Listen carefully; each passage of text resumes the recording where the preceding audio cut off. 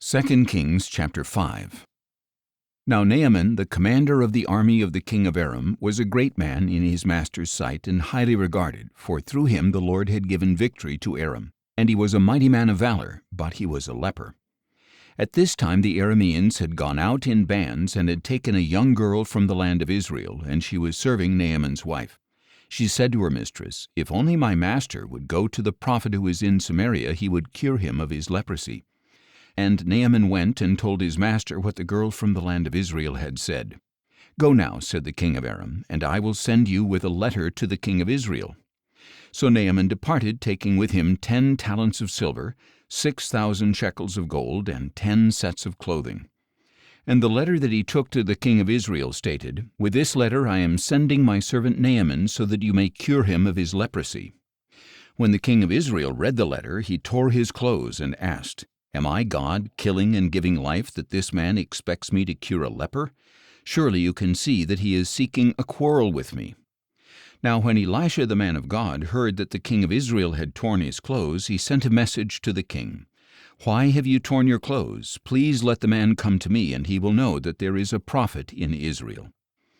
So Naaman came with his horses and chariots and stood at the door of Elisha's house. Then Elisha sent him a messenger who said, "Go and wash yourself 7 times in the Jordan, and your flesh will be restored, and you will be clean." But Naaman went away angry, saying, "I thought that he would surely come out, stand and call on the name of the Lord his God, and wave his hand over the spot to cure my leprosy. Are not the Abana and Pharpar, the rivers of Damascus, better than all the waters of Israel? Could I not have washed in them and been cleansed?" So he turned and went away in a rage. Naaman's servants, however, approached him and said, "My father, if the prophet had told you to do some great thing, would you not have done it? How much more then, when he tells you, 'Wash and be cleansed'?"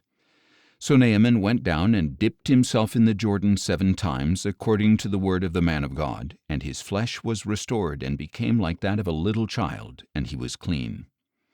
Then Naaman and all his attendants went back to the man of God, stood before him, and declared, "Now I know for sure that there is no God in all the earth except in Israel, so please accept a gift from your servant." But Elisha replied, "As surely as the Lord lives, before whom I stand, I will not accept it." And although Naaman urged him to accept it, he refused. "If you will not," said Naaman, "please let me, your servant, be given as much soil as a pair of mules can carry, for your servant will never again make a burnt offering or a sacrifice to any other god but the Lord. Yet may the Lord forgive your servant this one thing. When my master goes into the temple of Rimmon to worship there, and he leans on my arm, and I bow down in the temple of Rimmon, may the Lord forgive your servant in this matter." "Go in peace," said Elisha.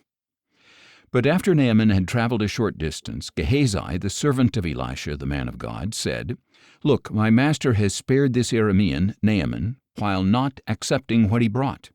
As surely as the Lord lives, I will run after him and get something from him."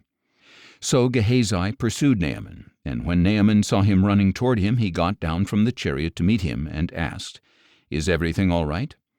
"Everything is all right," Gehazi replied. "My master has sent me to say, I have just now discovered that 2 young men from the sons of the prophets have come to me from the hill country of Ephraim. Please give them a talent of silver and 2 sets of clothing."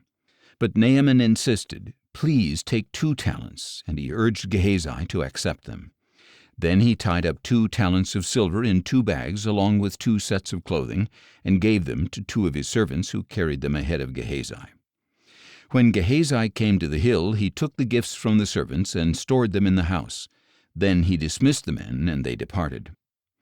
When Gehazi went in and stood before his master, Elisha asked him, "Gehazi, where have you been?" "Your servant did not go anywhere," he replied. But Elisha questioned him, "Did not my spirit go with you when the man got down from his chariot to meet you? Is this the time to accept money and clothing, olive groves and vineyards, sheep and oxen, men servants and maidservants? Therefore the leprosy of Naaman will cling to you and your descendants forever." And as Gehazi left his presence, he was leprous, as white as snow.